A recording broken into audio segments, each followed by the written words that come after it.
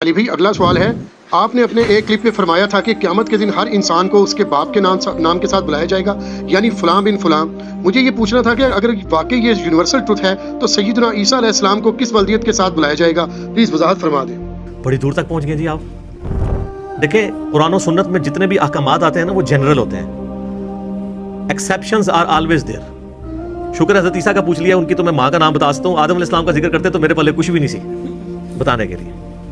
تو ان کے علاوہ کی بات ہو رہی ہے نا، ان کے سوا کی بات ہو رہی ہے۔ بخاری اور مسلم دونوں میں حدیث ہے کہ قیامت والے دن ہر جو خائن شخص ہے اس کے لیے میدان محشر میں ایک جھنڈا بلند کیا جائے گا، عہد شکن اور خائن حکمران کے لیے، تاکہ ڈومیننٹ ہو جائے کہ یہ مجرم تھا دنیا میں، اور کہا جائے گا یہ فلاں بن فلاں کا جھنڈا ہے۔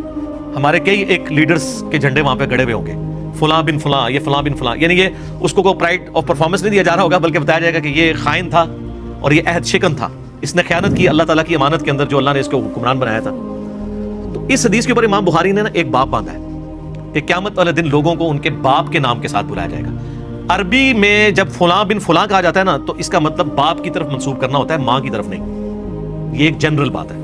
تو امام بخاری نے اس کنسیپٹ کا رد کیا جو یہ کہتے ہیں کہ جی وہ اللہ تعالیٰ قیامت والے دن پردہ رکھے گا اور ماں کے نام کے ساتھ بلائے گا۔ یار یہ آپ لوگوں کو اتنی ٹینشن کیوں پڑی ہوئی ہے؟ اللہ نے تو دنیا میں ہی پردہ رکھا ہوا ہے۔ صحیح بخاری اور مسلم دونوں میں حدیث ہے کہ بچہ اس کا ہے جس کے بستر پہ پیدا ہو، خواہ اس کی عورت نے کسی کے ساتھ منہ کالا بھی کیا ہو نا، تب بھی قانوناً نبی علیہ السلام نے فرمایا بچہ اس کا ہے جس کے بستر پہ پیدا ہوگا۔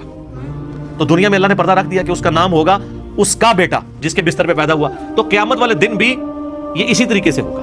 اور دوسری بات، جو شخص آؤٹ آف ویڈ لاک پیدا ہوا ہے اس میں اس کا کیا قصور ہے؟ قصور تو اس کا ہے جس کی غلطی تھی۔ تو قیامت والے دن تو اللہ تعالیٰ گناہوں پہ جس کی پردہ رکھے، ہم تو اللہ سے امید رکھتے ہیں کہ پردہ رکھے، ادروائز تو بڑے بڑے شریف زادوں کے پردے وہاں پہ فاش ہو جانے ہیں، کیونکہ قیامت کا دن جو ہے وہ تو حساب و کتاب کا دن ہے نا۔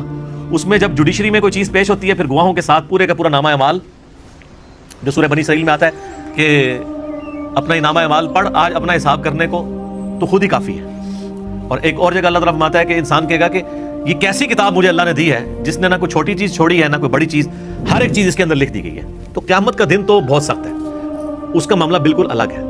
رہا عیسیٰ علیہ السلام، تو یقیناً ان کو ان کی ماں کے نام کے ساتھ پکارا جائے گا، وہ روح اللہ ہیں، کلیمت اللہ ہیں، ان کا باپ نہیں ہے، وہ اللہ تعالیٰ کی طرف سے معجزانہ طور پہ پیدا ہوئے۔ تو وہ تو قرآن میں بار بار اس چیز کا ذکر ہے۔